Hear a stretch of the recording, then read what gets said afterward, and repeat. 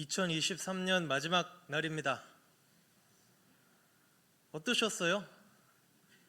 어떠셨습니까? 말도 많고 탈도 많았던 그 한 해였는데 어딘가 도망치고 싶은 분은 없으셨습니까? 어딘가 좀 숨어버리고 싶다. 오늘 말씀이 도피성입니다. 도피성에 대한 말씀인데 그런 분은 없으셨겠죠? 도망가고 싶다, 숨어버리고 싶다. 없기를 바랍니다. 내년에도 없기를 바랍니다. 오늘 말씀 이제 도피성 제도에 관한 이야기인데요. 이 도피성 이 제도가 우리의 구원에 대해서 너무 잘 보여주고 있기 때문에 같이 묵상하면 좋겠다 생각을 했습니다. 이 도피성에 대한 말씀이 앞에 몇 번 나왔어요. 신명기 4장에 보면 모세가 요단강 동쪽을 먼저 정복을 하죠. 정복을 한 다음에 동쪽에 세 군데 성을 지정하는 이야기가 나옵니다. 그리고 신명기 19장에 보면 서쪽을 정복하고 나서 서쪽에도 똑같이 세 개의 성을 지정해라 이렇게 명령을 합니다. 그러니까 오늘 말씀 모세가 명령한 것을 순종한 거예요. 모세가 명령한 대로 서쪽에도 도피성을 세 군데 이제 정해서 6개 도피성을 확정하는 그런 이야기입니다. 이게 땅을 다 정복했죠. 여호수아서를 보면 땅 정복하고 분배하는 이야기 아닙니까? 땅을 다 정복하고 이제 분배를 하는 중인데 이제 거의 완료된 시점에 이제 도피성을 딱 지정을 하고 있습니다. 하나님께서 여호수아에게 뭐라고 말씀하시느냐? 2절에 이스라엘 자손에게 고하여 이르라 내가 모세로 너희에게 말한 도피성을 택정하여 이렇게 말씀을 하십니다. 여기서 택정하다라는 이 히브리어 단어를 보면 그러니까 택정하다는 게 정하다잖아요. 그냥 단순히 정한다라는 개념이 아니라 너희 자신들에게 주어라 이런 뜻이 있습니다. 그러니까 도피성을 너희 자신들에게 주어라. 그러니까 이스라엘 사람들이 자기 자신들에게 선물로 이 성을 주라는 겁니다. 그러니까 이 도피성은 그러니까 선물로 여겨질 만큼 아주 복된 제도다라는 뜻이 되겠죠. 가나안 땅의 모든 성들은 다 누가 주신 겁니까? 하나님이 주신 거니까 결국은 그 성들 중에 몇 개 골라가지고 자기 자신들에게 주는 거는 결국은 누가 주시는 거예요? 내가 주는 게 아니고 우리 이스라엘이 주는 게 아니고 하나님이 주시는 선물이 되는 거죠. 도피성은 하나님의 구원의 선물입니다. 에베소서 2장 8절에 너희는 그 은혜에 의하여 믿음으로 말미암아 구원을 받았으니 이것은 너희에게서 난 것이 아니요 하나님의 선물이라. 구원은 언제나 하나님의 선물인 줄로 믿습니다. 구약 시대에도 선물이었고 신약 시대에도 당연히 하나님의 선물입니다. 우리 노력으로 쟁취한 게 아니에요. 이게 복음의 가장 기초 아닙니까? 내 공로는 없습니다. 내 공로는 없고요. 예수 그리스도의 십자가 공로만 있을 뿐입니다. 오전 설교 잘 들으셨는지 모르겠어요. 545장 3절에 뭐라고요? 찾아볼까요? 저도 갑자기 생각이 안 나가지고 545장 3절 545장 하늘 가는 밝은 길이 3절 가사가 3절의 후반절입니다. 나는 부족하여도 영접하실 터이니 영광 나라 계신 임금 우리 구주 예수라. 저와 여러분은 구원을 받을 만한 건덕지가 하나도 없습니다. 정말 그래요.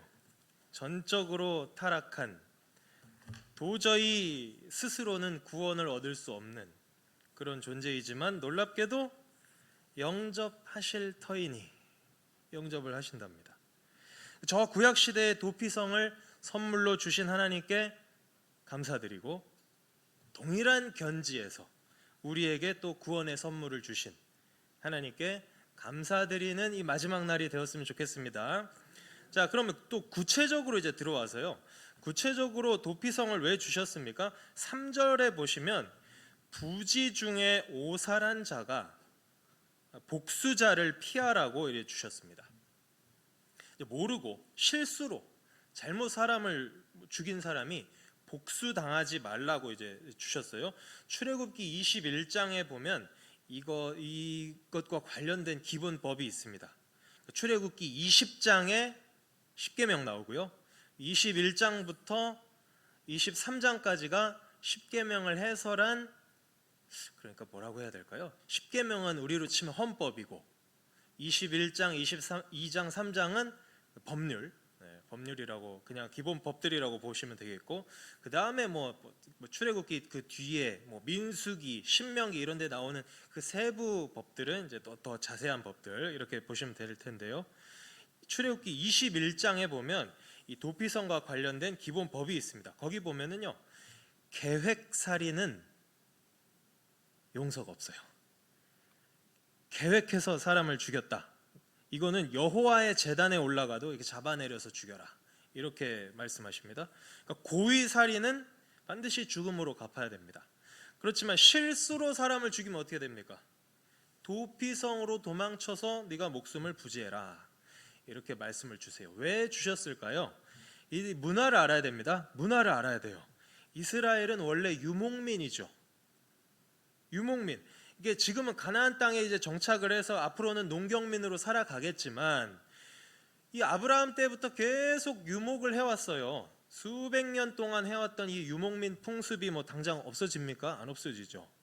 그러니 뭐 우리나라도 그렇죠. 우리 한민족도 옛날에 저기 북방에 말 타고 다니던 민족이 이렇게 내려온 거라고 이렇게 하지 않습니까? 네, 그런데 이 유목민 풍습이 당장 바뀌지 않죠.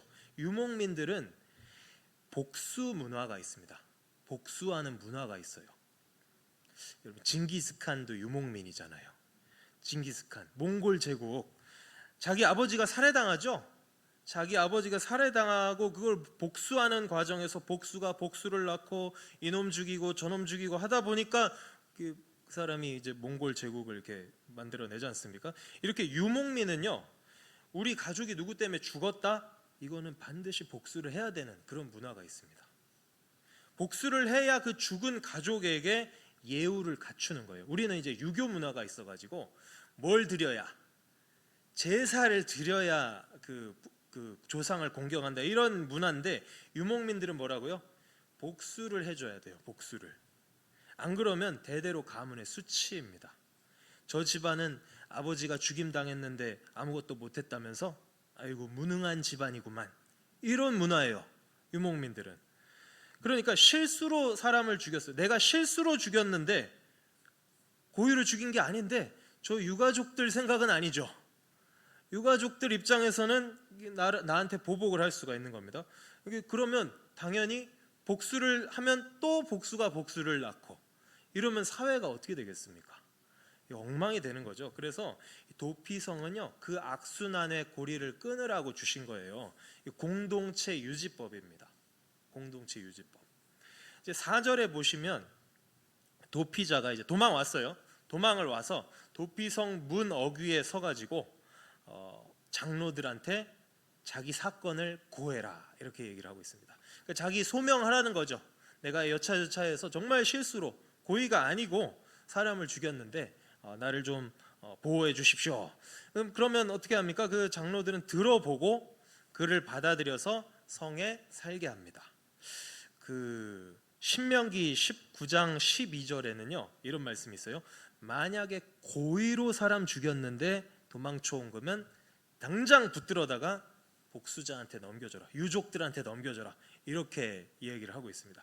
그러니까 다시 말씀드리지만 고의살인은 용서가 돼요, 안 돼요? 고의살인이 용서가 안 됩니다. 그러면 이게 이제 중요하죠. 뭐가 고의고 뭐가 고의가 아니냐, 이걸 또 판단을 해야 되지 않겠습니까? 이거는 민수기 35장에 나옵니다. 한번 찾아볼까요? 민수기 35장입니다. 민수기 35장. 제가 그냥 말씀드릴 수도 있지만 찾아서 보면 참 좋겠다. 그런 생각이 듭니다. 35장 민수기 35장 16절 민수기 35장 16절입니다.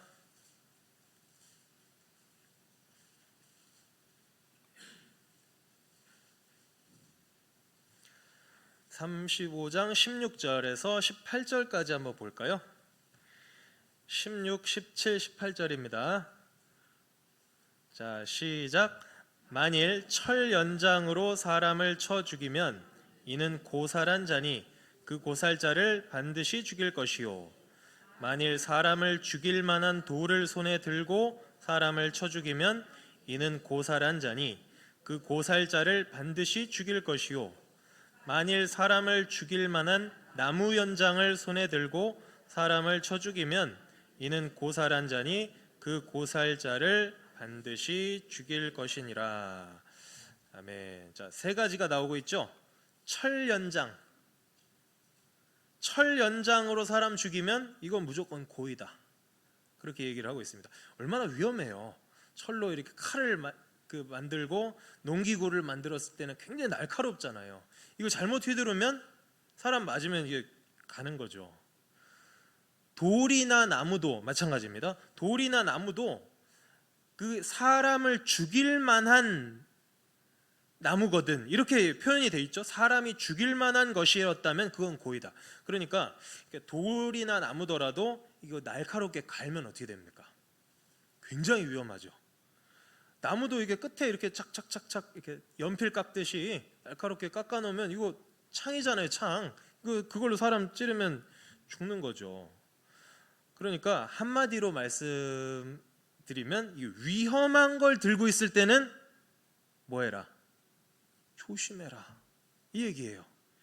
위험한 것 들고 있을 때는 네가 잘못해서 이거 사람 죽이면 이거는 네가 의도한 게 아니더라도 이거는 고의로 보겠다, 이거예요. 하나님께서는 조심하라는 겁니다. 이게 상당히 좀 자세하게 기술을 하고 있지 않습니까? 이게 이제 판단하기 굉장히 어려워 보이죠. 사람 죽이고 살리고 하는 이 살인죄를 어떻게 쉽게 판단을 하겠어요. 그러니까 하나님께서는 정말 이 법을 제대로, 이 옛날에 지금 3,500년 전인데 이 옛날에도 이렇게 비교적 굉장히 자세하게 법을 주고 계신다는 것을 알 수가 있습니다. 그러니까 함부로 판단해서도 안 되고 정말로 위험한 걸 갖고 있을 때는 조심해야 되고, 그러니까 하나님이 이스라엘을, 공동체를, 자기 백성을 얼마나 사랑하시는지를 우리가 그걸 봐야 됩니다. 이런 거를 이제 보면 율법에 나와 있지는 않지만 이 재판관들이 유족들 말도 잘 들어봤겠죠. 그 사람 말만 들었겠습니까? 사람 죽인 그 사람의 말만 들으면 안 되고 유족들의 말도 아마 꼼꼼하게 이제 체크를 했을 겁니다. 고의인지 아닌지를 판단을 해야 되니까요. 우리 가족이 고의로 살인을 당했는데 그 살인자를 처벌하지 못하면 그건 그대로 얼마나 이 원망이 생기겠습니까?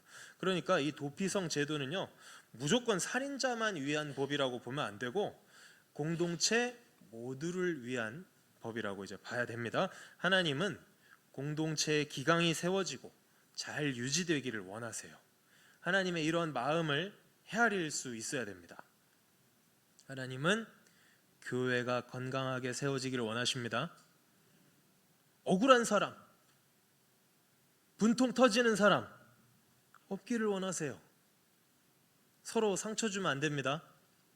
서로 상처 주면 안 돼요. 아멘이 안 나오네요. 서로 상처 주면 안 됩니다. 네. 원만하게, 후유증이 없이, 후유증 안 생기게 참 지혜롭게 일 처리를 잘해야 돼요. 괜히 시끄러워질 필요 없지 않습니까? 여기 철 연장, 나무나 돌 위험하게 깎아 놓은 그 연장 든 사람들은 설령 자기가 의도하지 않았어도 그걸로 사람 죽이면 어떻게 된다고요? 그건 고의로 보겠다, 그러시잖아요. 철 연장을 든 사람 조심해야 됩니다. 교회 안에 더 많은 권한을 가지고 있는 사람들, 그 사람들이 철 연장을 가진 사람들이에요. 우리 목사님이 계속 간증하시잖아요. 본인은 목사가 되기 싫었다. 굉장히 이게 얼마나 무거운 일인지를 알기 때문에 목사님이 본인이 간증을 하시니까 제가 언급을 하는 겁니다. 참 그래요. 철 연장을 들고 있는 거거든요. 잘못 한마디 말 잘못하면 얼마나 많은 사람이 상처를 받고 그렇게 되겠습니까? 장로님들 마찬가지입니다. 권사님들 피해갈 수 있겠습니까? 권사님들 다 똑같죠. 나 지금 따발총 가지고 있는 거예요. 내가 갈길 겁니까? 두루루루 갈길 겁니까? 얼마나 많은 사람이 영적으로 죽겠어요. 이게 정말 조심해야 되는 거예요. 교사들 자기에게 맡겨주신 그 어린 영혼들 얼마나 조심해서 이렇게 다뤄야 되겠습니까? 구역장님들 뭐든 교회에서 뭘 맡았으면 나는 뭘 가지고 있다. 나는 지금 총 한 정 들고 있다. 조심해야 된다. 지금 조심하라고 하시잖아요. 하나님께서. 철 연장을 들고 있는데 네가 만약에 사람을 죽였다. 네가 의도하지 않았어도 그것은 고의로 보겠다는 겁니다. 정말 우리 신성교회가 다 철 연장 든 자의 마음으로 있으면 정말 시끄러울 일 없을 거예요. 시끄러울 일 없을 겁니다. 나는 뭘 들고 있다고요? 철 연장 지금 들고 있는 겁니다. 따발총 하나 들고 있는 겁니다. 조심해야 되겠죠. 서로가 성경에 자기보다 누구를 낮게 여겨요? 남을 더 낮게 여겨요. 그게 그 말이에요. 남을 더 낮게 여기는 2024년 되었으면 좋겠습니다. 자, 다시 이제 그 여호수아서로 돌아와서요. 5절에 피해 보수자가 그 뒤를 따라온다 할지라도 그들은 그 살인자를 그의 손에 내어주지 말지니 이는 본래 미워함이 없이 부지 중에 그 이웃을 죽였음이라. 이 정말 재판을 해봐가지고 정말 고의가 아니었으면 이게 보호를 해주라는 겁니다. 보호를 해줘야 돼요. 그러니까 도피성 장로들은 재판할 권한도 있지만 그 사람을 보호해줄 책임도 있는 거죠. 그러니까 살리는 역사를 해야죠, 그죠? 살리는 역사를 해야 됩니다. 교회는 사람을 살리는 곳입니다. 막 상처받고 막 떠나가고 사실 그런 분 많잖아요. 나는 예수님은 좋은데 상처받아가지고 교회 상처받아가지고 나 교회 안 나가고 지금 집에서 그냥 혼자 있다고 CBS, CTS 보면서 신앙생활 하시는 분 참 많거든요. 네. 그런 분이 생겨서는 안 되겠습니다. 보호해주고 살리는 책임이 있는 거예요. 우리가 구원의 은혜를 받았는데 그 귀한 은혜를 받았는데 우리가 살리는 일을 해야겠죠. 자, 그러면 그 도피성 장로들은 그렇게 사람을 살리는 쪽으로 이제 사역을 해야 되고 당사자는 또 어떻게 살아야 됩니까? 이게 또 굉장히 중요해요. 당사자가 어떻게 처신을 해야 되냐면 6절 말씀 보면요. 여호수아 20장 6절입니다. 그 살인자가 회중의 앞에 서서 재판을 받기까지나 당시 대제사장의 죽기까지 그 성읍에 거하다가 그 후에 그 살인자가 본 성읍 곧 자기가 도망하여 나온 그 성읍의 자기 집으로 돌아갈지니라. 자, 이 자기 고향으로 돌아갈 수 있는 두 가지 조건이 지금 나오고 있죠. 재판을 받기까지나 아니면 당대의 대제사장이 죽기까지입니다. 자, 그런데 다시 한번 생각해 보세요. 재판을 받기까지라고 지금 여기 말씀을 하고 있는데 재판은 왜 하는 거라고 그랬습니까? 아까 고의 살인인지 아닌지 판단을 해서 고의면 그 유가족들한테 넘겨주려고. 그러니까 재판은 살려주려고 하는 게 아닙니다. 사실은 재판은 너 고의였네? 알고 보니까 너 고의였잖아. 너는 사형이지 하면서 그 가족들한테 이제 넘겨주려고 재판을 하는 거예요. 그러니까 재판은 고의인지 판단하기 위해서 하는 거고, 그러면 자기가 살아서 돌아가려면 하나 남았네요. 자기가 살아서 자기 고향으로 돌아가려면 뭐만 남았습니까? 딱 한 가지 방법밖에 없죠. 당대의 대제사장이 죽어야 됩니다. 그 당대의 대제사장이. 그러니까 대제사장은 희생제사를 대표하는 인물이잖아요. 그러니까 그의 죽음은 살인자의 죄까지라도 대속하게 되는 겁니다. 야, 십자가의 복음이 여기서 이렇게 분명하게 드러납니까? 그렇죠? 십자가의 그 대속의 죽음이 그 의미가 이렇게 분명하게 여기 나와 있잖아요. 예수님의 그 대제사장의 그 죽으심이 여기 나오는 거 아닙니까? 그 예수 그리스도의 대제사장 되심은 히브리서에서만 나오죠. 히브리서에서만 나옵니다. 그러니까 다른 성경에서는 예수님이 유월절 어린 양으로 죽으셨다, 우리를 위한 화목 제물이시다, 예수님이 제물로 죽으신 것을 강조를 하는데, 오직 히브리서만 뭐라고 하냐면 예수님이 대제사장이시다 이렇게 말씀하세요. 예수님 본인조차도 그렇게 말씀 안 하셨거든요. 나는 대제사장으로서 죽는 거야 라고 하지 않으시죠. 본인도 그렇게 말씀 안 하시는데 직접적으로 말씀 안 하시죠.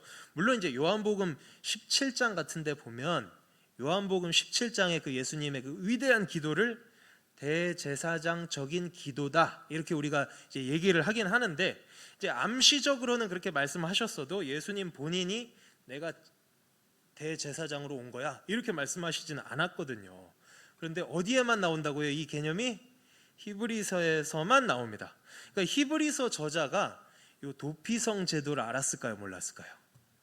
아주 잘 알고 있었던 것 같아요. 아주 깊이 있는 통찰을 가지고 있었던 것 같습니다. 하나님께서 그걸 깨닫게 해주신 거죠.